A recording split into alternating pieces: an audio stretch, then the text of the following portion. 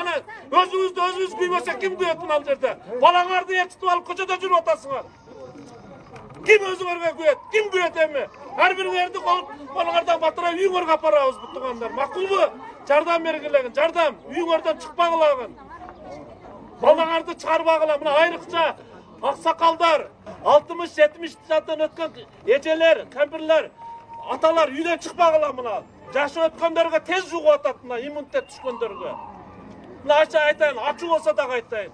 Барыган энелер чыкпагыла үйдөн, балдар апарат продуктуну. Мына бардыңар көчөдө жүрөсүңөр күнүмдөгүдөй кылып туруп. Көрүп илагым келип атат азыр ачык айтайын. Көчөдө сезбей ушул орунду көчөдө жүргөнүңөргө.